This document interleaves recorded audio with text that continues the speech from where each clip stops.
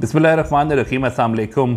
आज काफ़ी सारे टॉपिक्स हैं जिनके ऊपर बात करनी है। उसमें से सबसे पहले या सबसे इम्पॉर्टेंट जो है वो ये है कि क्या इमरान खान साहब भूख हड़ताल के ऊपर अडियाला जेल में जा रहे हैं। उन्होंने रिसेंटली जो अनाउंस किया उसको क्या पूरा होने वाला है ये मामला, और क्या वजह है कि उन्होंने इस तरह का ऐलान किया है, उसके हवाले से ज़रा तफसील से बात करेंगे। उसके अलावा corps commander 265 corps commander conference हुई है, सीसीसी की मीटिंग हुई है, आर्मी चीफ ने उसको हेड किया है। उसमें उन्होंने दोबारा कुछ बातें दोहराई हैं, और वो दोहराना जो है वो किस पार्टी के लिए, किस तंजीम के लिए मुश्किलों के दिन आगे और बढ़ते उनके लिए दिख रहे हैं, वो क्या मामला है उस पर बात करेंगे। खान साहब ने जेल से बात जब की है तो उन्होंने कुछ ऐसी बातें की हैं जो कि आज के माहौल के हिसाब से रेलेवेंस है। इसकी भी जो क्रेडिट उनको जाता है कि उनके जो भी प्लानर्स हैं या जो भी उनके सपोर्टर्स हैं या कैंपेन डिज़ाइन करने वाले हैं, वो बड़े इंपॉर्टेंटली जो है वो इवेंट्स के हिसाब से उनकी स्टेटमेंट्स को सामने लेके आते हैं, और कुछ पुरानी मुश्किल यादें भी उन्होंने कुछ अल्फाज में ताज़ा करने की कोशिश की है, उसके बारे में बात करेंगे। अली अमीन गंडापुर ने भी कोई कल जो एक जलसा किया है इन लोगों ने, तहरीक इंसाफ ने, उसके अंदर भी उन्होंने काफ़ी सारी बातें की हैं, जिसमें से एक बात बड़ी इंपॉर्टेंट थी, वो हो सकेगी या नहीं हो सकेगी, एक धमकी उन्होंने दी है। वो क्या धमकी है तो उसके बारे में भी बात करेंगे। आज़म सबाती साहब ने भी जो है कंटेम्प्ट ऑफ कोर्ट के हवाले से अपना इनपुट दे दिया है, और अब देखते हैं कि सुप्रीम कोर्ट उनके बारे में क्या करता है। बाकियों को तो बुला लेते हैं, क्या उनको भी बुलाते हैं कि नहीं, इसके बारे में भी बात करेंगे। और आखिरकार तहरीक इंसाफ का जलसा इस्लामाबाद में पोस्टपोन हो गया, कर दिया गया, तहरीक इंसाफ ने अनाउंस कर दिया, क्या वजह बनी उसकी, उसके बारे में बात करते हैं। बहुत सारे टॉपिक्स हैं, लंबी वीडियो कोशिश करूंगा कि ना हो, जल्दी जल्दी इनके ऊपर बात करेंगे। तो उससे पहले आपसे रिक्वेस्ट है कि आप ने अगर चैनल सब्सक्राइब नहीं किया है तो उसको सब्सक्राइब कर लीजिए, बेल आइकॉन प्रेस कर लीजिए ताकि आपको नोटिफिकेशंस आएँ। वीडियो में बड़े इंपॉर्टेंट टॉपिक्स मैंने आपको बताए हैं, इन सब के बारे में थोड़ी थोड़ी बात होगी, तो वीडियो आखिर तक ज़रूर देखिएगा। और साथ ही अपने कमेंट, हमारे कमेंट सेक्शन के अंदर जो है वो अपना फीडबैक और कमेंट ज़रूर दीजिएगा।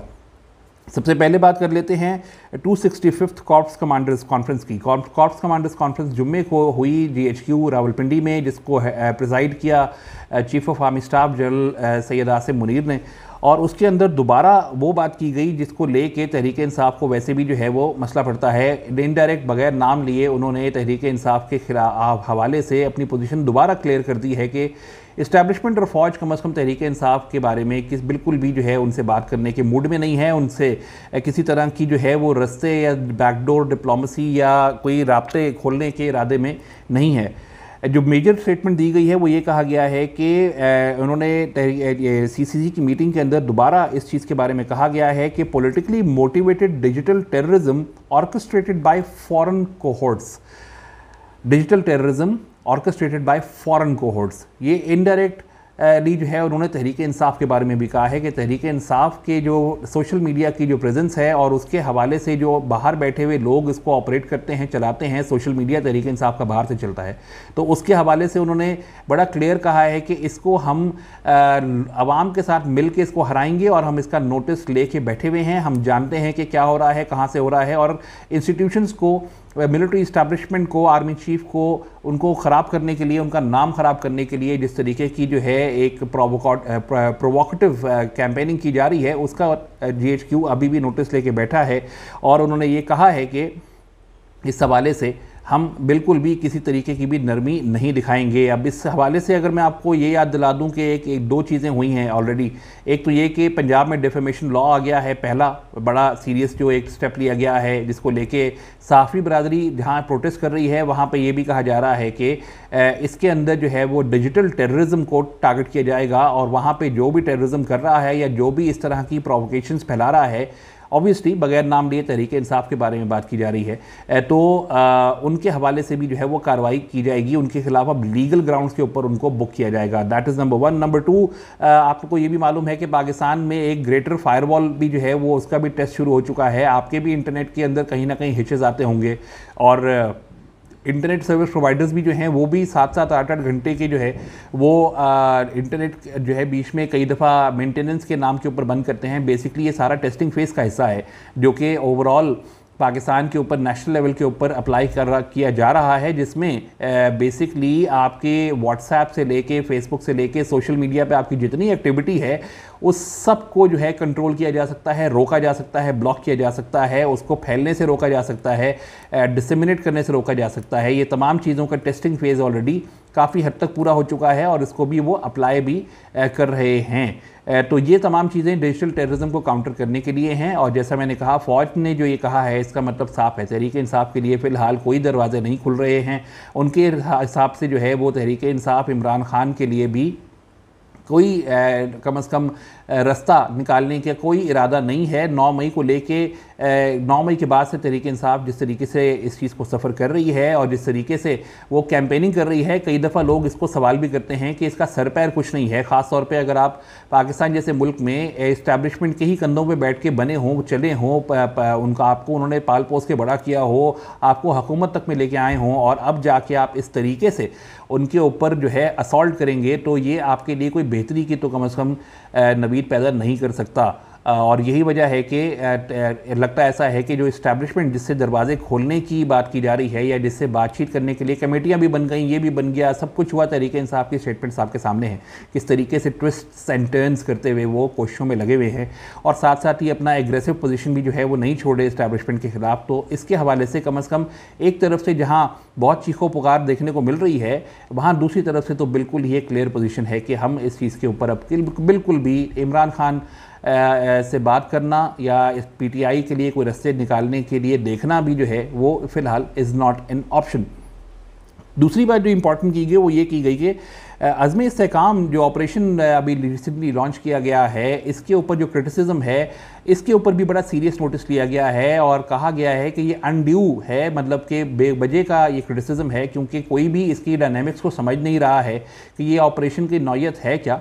ओवरऑल दहशतगर्दी के नासूर को ख़त्म करने की बात की जा रही है, जिसके लिए चाहे IBO हो, इंटेलिजेंस बेस्ड ऑपरेशन हो, कोऑर्डिनेटेड एफर्ट्स हों, वो नेशन वाइड होंगी और साथ ही जो है जिस तरीके से दहशतगर्दी फैल रही है उसको इंटेलिजेंस बेस्ड और स्मार्ट स्ट्रैटेजी के तहत चाहे कहीं ऑपरेशन करना हो, चाहे कहीं किसी तरीके की उसकी कार्रवाई करनी हो, वो कोलैबोरेटेड एफर्ट के ज़रिए उसको काउंटर किया जाएगा। तो आर्मी ने ये भी, इस्टेब्लिशमेंट ने कम से कम ये कह दिया है कॉर्प्स कमांडर्स कॉन्फ्रेंस के अंदर कि इसके ऊपर भी जो क्रिटिसिज्म किया जा रहा है वो उसकी वो बेसिकली नाजायज़ है, वो अनड्यू है, वो उसकी रिक्वायरमेंट नहीं है, वो उसका कोई भी जो है वो लॉजिक नहीं समझ आती है। और ये भी अगेन ये हिंट भी किया गया है खैबर पख्तूनख्वा की तरफ, जहाँ से बहुत शदीद आवाज़ें आ रही हैं। इमरान खान ने भी रिसेंटली इसको अपोज किया है और साथ ही उन्होंने ये भी कहा है कि जो अली अमीन गंडापुर हैं और बाकी हैं जो इन्होंने अभी जिरगा किया था, उसके अंदर जिस तरीके की प्रोवोकेटिव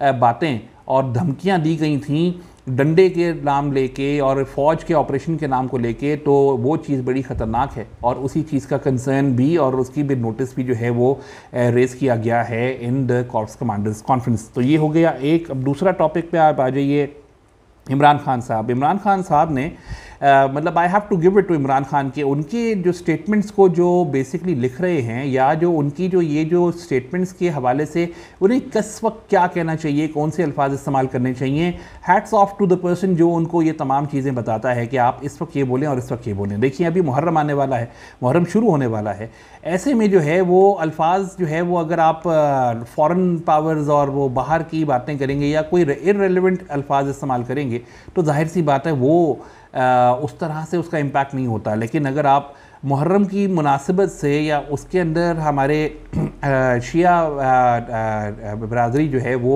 ऑब्वियसली उनके जलूस होते हैं, उनकी मजालिस होती हैं, एक पूरी सीरीज़ है जो मतलब चलती है इस पूरे महीने में आशूरा के हवाले से, तो उसके हवाले से भी जो है ना वो यजीद के बारे में बहुत बात की जाती है। और आज जब इमरान खान साहब ने कल जब इमरान खान साहब ने अडयाला जेल से बात की तो उन्होंने कुछ इसी तरह के अल्फाज इस्तेमाल किए। वो क्या थे?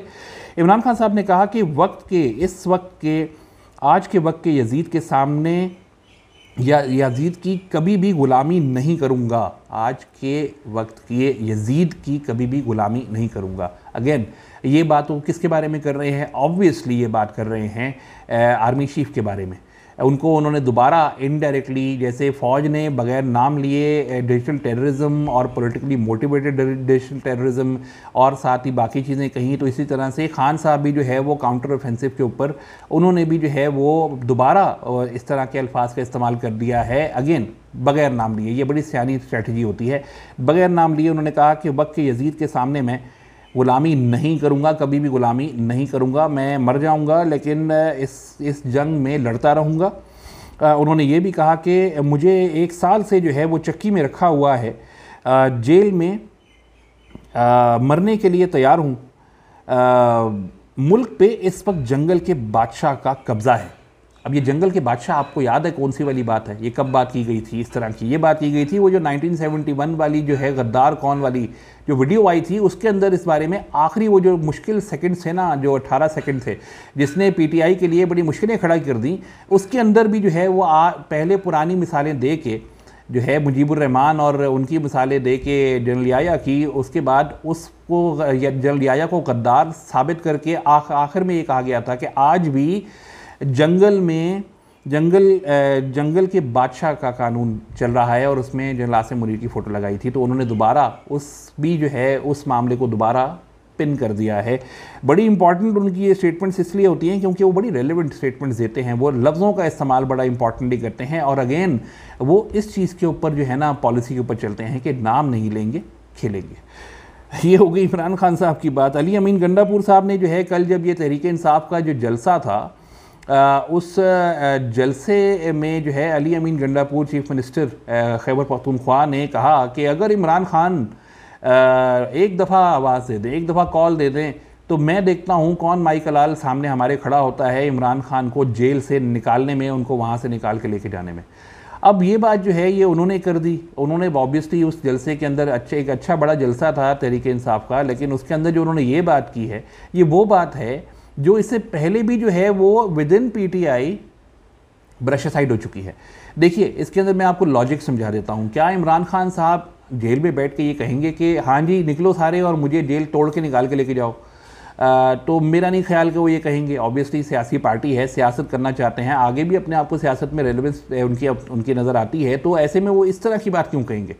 दूसरी बात ये कि अलीमा खान साहिबा की एक दफ़ा जो है वो ट्विटर स्पेस के ऊपर जब इन सबसे या पता नहीं एक मेरे ख्याल में एक ऑनलाइन मीट उनकी चल रही थी पीटीआई के लोगों से, तो उसमें भी अली अमीन गंडापुर ने कहा था कि जी इमरान खान एक दफ़ा कॉल दे तो फिर हम तो घर से कफन पहन के निकलेंगे और कहेंगे कि बस अब आ रहे या पा रहे, घर वालों को कहेंगे कि अगर ना हम आए तो हमारा जनाजा पढ़ लेना।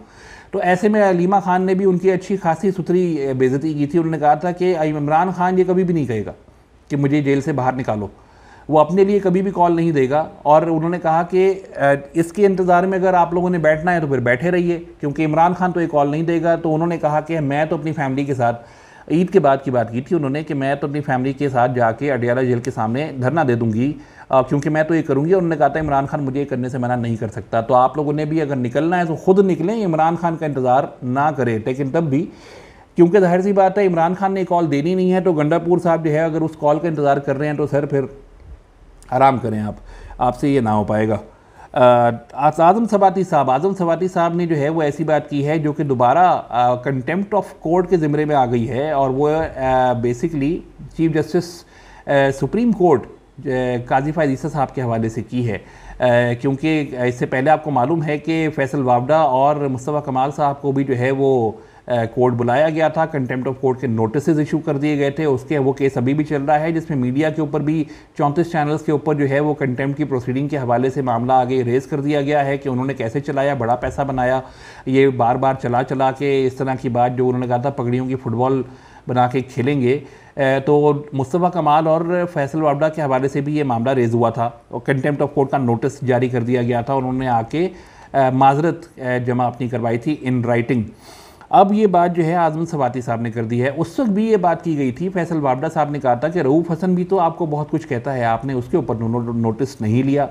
अब आज़म सवाती साहब ने भी कोई इसी तरह की बात कही है। उन्होंने कहा कल के जलसे के अंदर कि काजी फ़ायज़ ईसा तुम सहूलतकार हो, यानी कि तहरीक इंसाफ की कार्रवाइयाँ जो लीगल केसेस चल रहे हैं उसमें इस्टेब्लिशमेंट के ईमा के ऊपर जो है वो काजी फ़ायज़ ईसा साहब को कहा गया है कि आप एज ए चीफ जस्टिस सहूलतकार बने हुए हैं, ऑप्ट आउट बने हुए हैं इस्टेब्लिशमेंट के और तहरीक इंसाफ के ख़िलाफ़ कार्रवाइयों के अंदर। तो ये एक डायरेक्ट इल्ज़ाम लगाया है बेसिकली आज़म सवाती साहब ने। अब देखें सुप्रीम कोर्ट क्या दोबारा इनकी तरफ आंखें बंद कर लेती है, क्योंकि काजी फ़ायज़ साहब तो कहते हैं कि मेरे बारे में जो कहें तो मैं उसके ख़िलाफ़ कार्रवाई नहीं करता। तो क्या पता इसके ऊपर भी कोई कार्रवाई होती है या नहीं होती है। लेकिन अगर नहीं होती है तो ये सवालिया निशान ज़रूर बनेगा कि एक के ऊपर जो है वो, अगर उनको आप ये आइडिया दे रहे हैं कि आप काजी फायद ईसा का नाम लेके जो गालम गलोच करनी है कर दो, इनडायरेक्टली तो वो जुडिशल सिस्टम को ये इल्ज़ाम दे रहे हैं ना। तो ऐसे में जो है फिर कोई दूसरा बोले तो उसको कंटेम्प्ट का नोटिस है, और ये वाले जो हैं इनके ऊपर प्यार मोहब्बत है। तो देखें आगे क्या होता है आज़म सबाती साहब के हवाले से।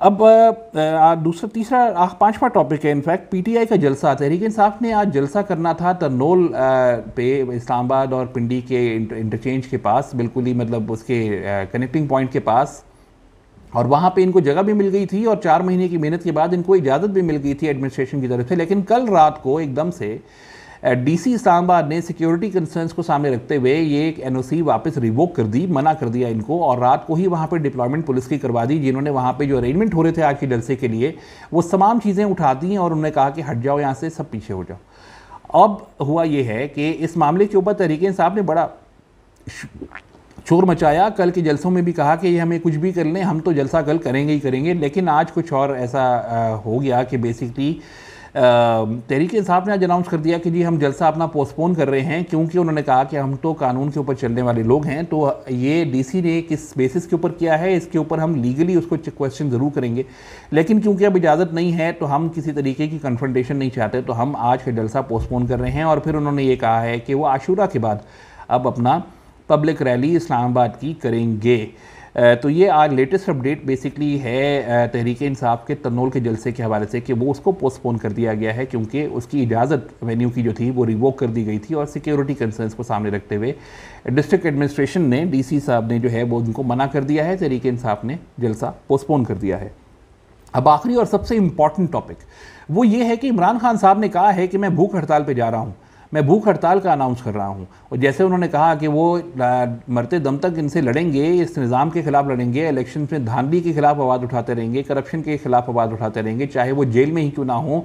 और क्योंकि जो है 1 साल से उनको जेल में मुश्किलें सेकनी पड़ रही हैं, और साथ ही जो है वो काजी फायद ईसा जो है, जिनके ऊपर उन्होंने ये भी कहा कि जी वो कौन हर दफ़ा हमारे केसेस उनके सामने ही क्यों आ जाते हैं, वो क्यों सुनते हैं, हमें उनके ख़िलाफ़, हमें उनके ऊपर एतमाद नहीं है तो उनको केसेस में नहीं होना चाहिए। ये तमाम जो निज़ाम उनके ख़िलाफ़ बेसिकली उनके हिसाब से चल रहा है, इस्टेब्लिशमेंट उनके खिलाफ कार्रवाइयाँ कर रही है, तो उस हिसाब से, उस हवाले से उन्होंने कहा है कि मैं भूख हड़ताल पे जा रहा हूँ। लेकिन बात यहाँ ख़त्म नहीं होती है, क्योंकि सवाल तो ये बनता है कि क्या इमरान खान साहब भूख हड़ताल वाकई ही जो है वो अनाउंस करके जो है वो भूख हड़ताल पे चले जाएंगे। अगर वो चले जाएंगे तो उससे बेसिकली होगा क्या, मतलब एक ये बात तो हकीकत है और इसमें कोई शक नहीं है कि ये बड़ा ही एक सिंबॉलिक और बहुत इम्पैक्टफुल चीज़ होगी अगर इस चीज़ का अनाउंस कर दिया जाए और इमरान खान साहब वाकई ही इवन एक दिन की भी भूख हड़ताल पे चले जाएं। लेकिन क्या ऐसा होगा, सवाल सबसे बड़ा ये है, क्योंकि इमरान खान साहब ने जब ये कहा कि जी हंगर स्ट्राइक के ऊपर मैं चला जाऊंगा, लेकिन साथ ही उन्होंने ये कहा कि ये मैं तब जाऊंगा जब मेरी पार्टी मुझे कहेगी, मैं अपनी पार्टी से मशवरा करूंगा इस बारे में, और अगर मेरी पार्टी के लोग मुझे कहेंगे कि ठीक है खान साहब आप जाइए भूख हड़ताल पे, तो अब मैं भूख हड़ताल पे चला जाऊंगा। अब इसकी मैं आपको जो है वो बेसिकली एक हकीकत आपको बता दूं, वो ये है कि खान साहब भूख हड़ताल पे नहीं जाएंगे। देखिए, अगर उन्होंने भूख हड़ताल पे जाना है ना, तो खान साहब को कम से कम अपनी पार्टी से पूछने की ज़रूरत नहीं है कि उन्होंने क्या करना है। कभी भी उनको ज़रूरत नहीं पड़ी, उनको कभी मुशावरत करने की ज़रूरत नहीं पड़ी अपने पार्टी के लोगों से। तो इस मामले के ऊपर वो उस पर क्यों जाएंगे, नहीं जाएंगे, और ना ही उनको पूछने की ज़रूरत है। और जाहिर सी बात है कोई पागल ही होगा कि वो इमरान खान साहब को जो है उनकी पार्टी का बंदा कह के हाँ जी आप जाइए भूख हड़ताल के ऊपर। देखिए, 2 चीज़ें ध्यान में रखिए कि ये चीज़ होगी नहीं, ये चीज़ रियलिस्टिक नहीं है। ये चीज़ उनकी कहना ज़रूर है, कह रहे हैं वो, लेकिन ऐसा करेंगे नहीं। उसकी वजह क्या है? उसकी वजह यह है कि एक, उनकी पार्टी उनको नहीं करने देगी। इमरान खान साहब तहरीक इंसाफ के एक वाहिद सिंगल बंदे हैं जो तहरीक इंसाफ का फेस है, उसका चेहरा है, उसकी शनाख्त है। उसके अलावा ये बाकी जितने भी हैं ना, ये किसी भी खाते में नहीं आते हैं। तो अगर इमरान खान साहब अपने आप के ऊपर, खुद के ऊपर ये वाली तकलीफ़ का खुद अनाउंस करेंगे, तो ये जो है वो ओवरऑल तहरीक इंसाफ के अंदर जो है वो एक अच्छी खासी जो है वो रेजिस्टेंस पैदा कर सकती है अगर वो करते हैं। मतलब रेजिस्टेंस से मतलब है उनको बहुत ज़्यादा इसके ऊपर गेन हासिल हो सकते हैं सियासी तौर के ऊपर। लेकिन क्या ये भूख हड़ताल करने से इस्टेब्लिशमेंट उनसे बात करने पर राज़ी हो जाएगी? क्या उनके लिए मसलों का हल निकलना शुरू हो जाएगा? क्या 9 मई के मामलों के ऊपर जो केसेस बने हैं और गद्दारी के केस बन रहे हैं, बनने वाले हैं और मामले हैं, उनके ऊपर क्या उनको फौरी तौर के ऊपर उनकी भूख हड़ताल ख़त्म करवाने के रिलीफ दे दिया जाएगा? तो वो तो आप अगर CCC की जो मैंने शुरू में बात की उनके अंदर आप देख लीजिए, तो वहाँ से तो कोई इस तरह की लेवरेज दिख ही नहीं रही है। तो फिर ऐसी भूख हड़ताल को करके वो अपना ही नुकसान करेंगे अगर वो करेंगे। दूसरी बात ये कि पार्टी उनको कभी भी नहीं कहेगी भूख हड़ताल करने को। इस तो दूसरी वजह ये ना करने की उनके वो यही है कि पार्टी उनको कभी भी नहीं कहेगी कि आप भूख हड़ताल करें। तीसरी बात ये है कि ये जहन में रखिए कि इमरान खान साहब is not a young politician.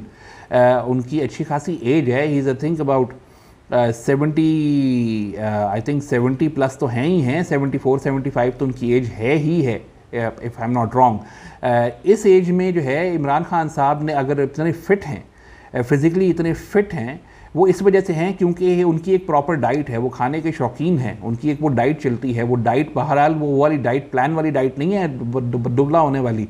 वो अच्छा खासा देसी वेसी खाना खाते हैं और रोज़ उनके लिए खाना आज भी जो है वो जेल में भी उनको वही फैसिलिटेट किया जाता है। वो वॉक करते हैं, वो जॉगिंग करते हैं, वो रोज़ करते हैं और वो सालों से, दिहाइयों से वो ये करते आ रहे हैं रोज़ाना।